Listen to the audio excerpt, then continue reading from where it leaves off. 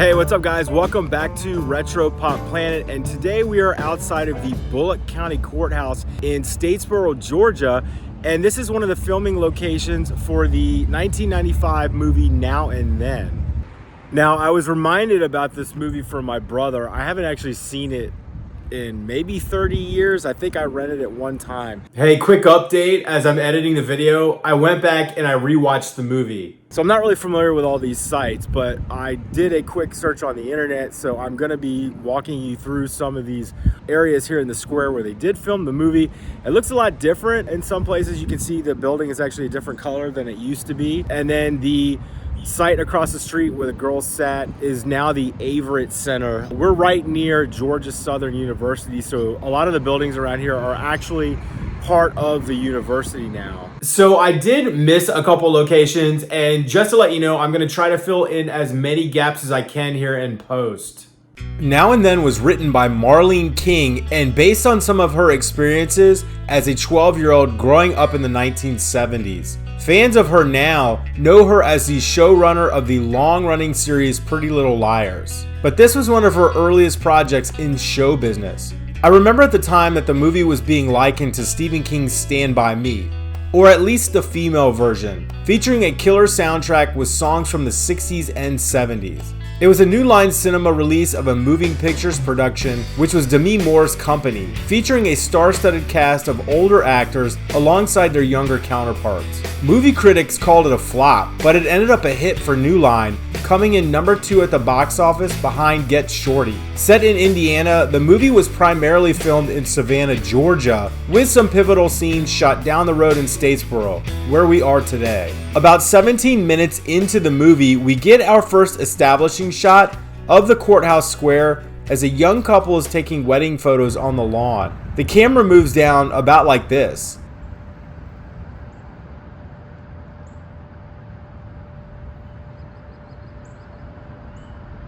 As you can see, a lot has changed over the years. The trees have been cut back and the public walkways have been extended. At the time of filming, the courthouse itself seems to have been in much rougher shape.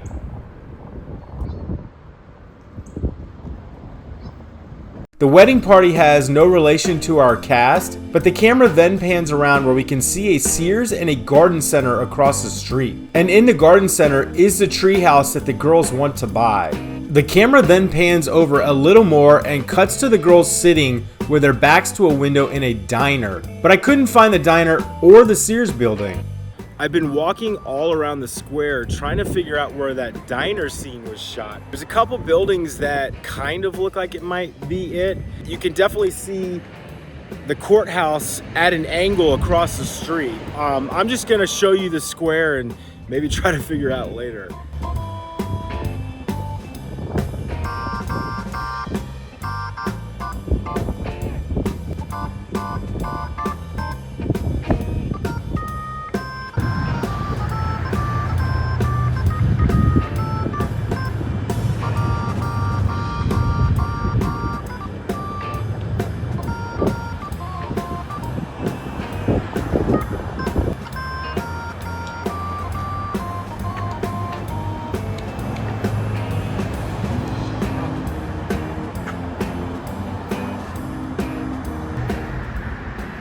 I actually think it was filmed over here.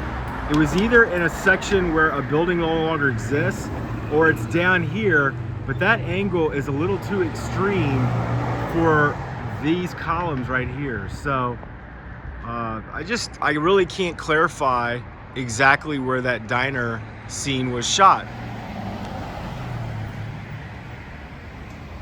So it took a lot of Google Street View and Advil to determine that the Sears building no longer exists. In its place is a much larger parking lot. If I compare the windows above and squint a lot, I can pinpoint the luncheonette to have been right here. The exteriors of these buildings have been heavily remodeled to be almost unrecognizable from how they existed in 1995. Here's a current Google image and also a quick snapshot that I took out of desperation. While the girls are seated in the diner, you can see the courthouse and this building over Samantha's shoulder.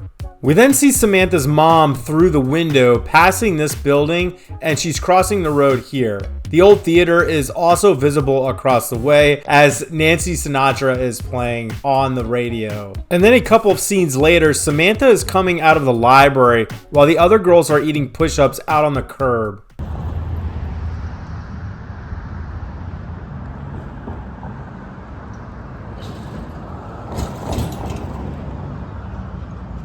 So the girls sat out here on the curb. You can see the curb is no longer here, or at least it's different. It's handicap accessible. But this is the building that they were sitting in front of, and we're just right in the town square. The county courthouse is right there. After a full day of hijinks, they stop on the opposite corner and encounter Kenny on his bike. You can see the crosswalk we were just in and the theater in the background. There's also a white Ford F-100 truck that I've noticed in several scenes, parked in various places around the courthouse square. I can't tell the exact model year, but I own a 1966. And here's a closer look at what used to be the theater.